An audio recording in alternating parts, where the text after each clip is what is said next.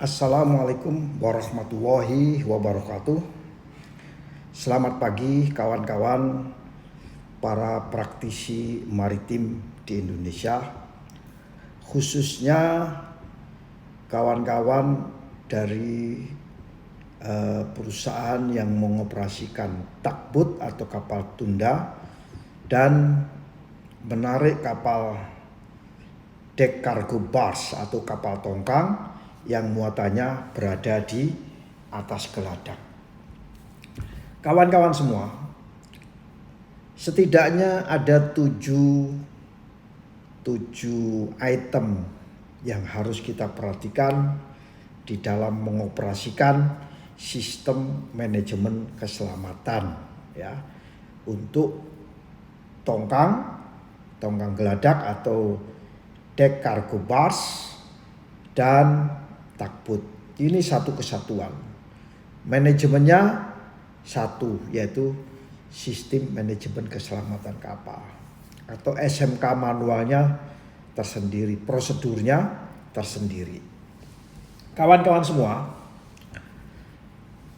yang langkah pertama yang harus kita perhatikan di dalam mengoperasikan deck cargo barge dan tugboat ini yaitu melakukan yang namanya mengidentifikasi risiko-risiko yang akan timbul bila kita memuat muatan di atas tongkang, kemudian mungkin dilakukan penutupan terpal, mengoperasikan, menarik dengan tugboat keluar dari area suatu pelabuhan keberangkatan, berlayar ke suatu lautan dan menuju ke pelabuhan destiny, kemudian kapal melakukan sandar atau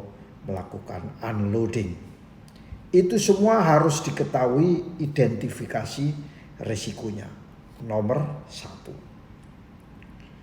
Yang nomor 2, dengan adanya risiko-risiko tadi, seorang DPA dalam sistem manajemen keselamatan harus berusaha membantu manajemen pelayaran untuk menetapkan kebijakan keselamatan untuk mengoperasikan tongkang dan tugboat tersebut. Tongkang dan tugboat. Jadi ada namanya manajemen keselamatan dalam hal kebijakan ya. Yang dimaksud kebijakan ini apa? Yang dimaksud dengan kebijakan ini nomor 1, tujuan daripada kebijakan itu apakah sudah mengcover risiko-risiko yang ada, komitmen perusahaan di dalam menghadapi suatu risiko-risiko tersebut. Kemudian yang lebih penting lagi adalah mengidentifikasi semua aspek-aspek bila terjadi risiko tersebut, aspek-aspek keselamatan apa saja yang harus kita buat prosedurnya, misalnya prosedur navigasi ya, prosedur olah gerak kapal, prosedur bongkar muat ya, prosedur mengenai pemeliharaan alat-alat yang ada di tugboat, deck machinery tugboat, manuver equipment, peralatan safety-nya dan lain sebagainya. Dan pemeliharaan tersebut tidak hanya sekedar pemeliharaan, bahwa kita akan responsif, tanggap menghadapi keadaan darurat. Ya, tanggap dalam menghadapi keadaan darurat. Ini adalah identifikasi aspek keselamatan dalam hal menetapkan kebijakan perusahaan. Nah, yang ketiga apa? Yang ketiga adalah identifikasi prosedur. Apakah yang tadi itu mulai pelabuhan pemuatan sampai pelabuhan pembongkaran dan banyak-banyak risiko yang ada dan komitmen perusahaan buat kebijakan ya terkait dengan item-item aspek keselamatan. Apakah semua itu sudah dibuat prosedurnya? Sudah dibuat SOP-nya. Nah, kalau itu sudah dibuat, maka kita sudah menjalankan sistem manajemen keselamatan yang ketiga. Nah, kalau itu sudah, SOP sudah, komitmen sudah, identifikasi sudah, ada satu lagi yang harus kita perhatikan dalam mengoperasikan tuck and bars, yaitu memberikan latihan kepada kru agar tidak terjadi risiko-risiko yang kita hadapi. Kita bekali dengan SOP, kita bekali dengan training. Itu yang nomor 4. Dan yang nomor 5, tidak kalah pentingnya, tentunya kita harus mempertahankan sistem. Pemeliharaan sistem dengan baik, pemeliharaan apapun, peralatan-peralatan kapal itu dengan baik. Ya. Mungkin ada yang bertanya, apa itu sebenarnya pemeliharaan yang benar secara rutin? Pemeliharaan yang benar secara rutin adalah kita menjadwalkan pemeliharaan.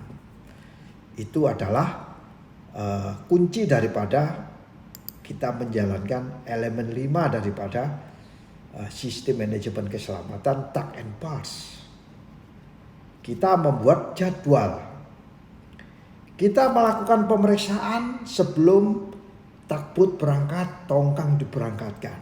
Itu namanya perawatan rutin atau pemeliharaan rutin. Ya.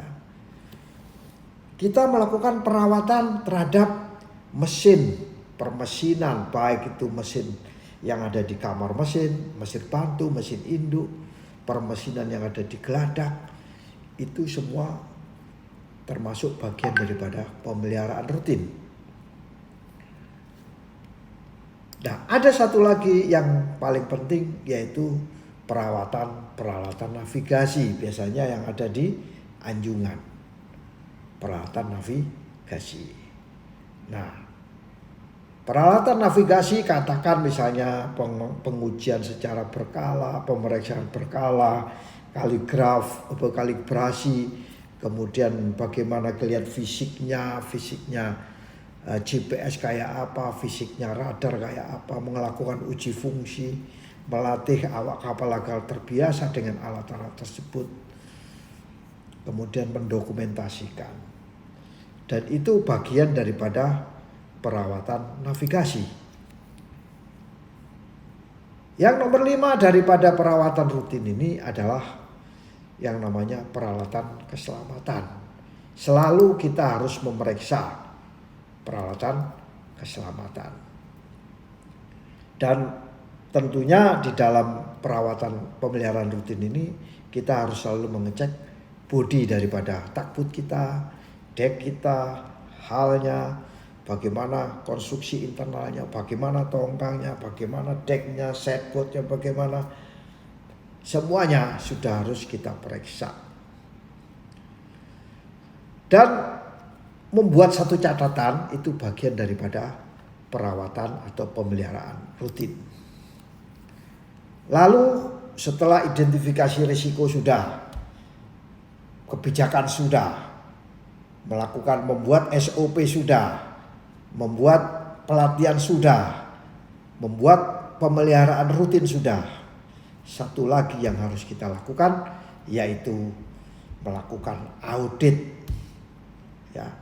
Audit, DPA melakukan internal audit, ya, melakukan evaluasi apakah ada yang salah, ada yang keliru, sebelum dilakukan audit oleh pihak eksternal, oleh recognized organization. Dan yang terakhir, yang ketujuh adalah tanggap terhadap insiden-insiden yang mungkin timbul di dalam pengoperasian kapal. Itulah kira-kira manual dalam sistem manajemen keselamatan kapal dalam mengoperasikan tug and bars. Kapal tunda, barsnya ini adalah cargo deck bars atau muatan geladak. Demikian, semoga bermanfaat bagi kita semua. Wassalamualaikum warahmatullahi wabarakatuh.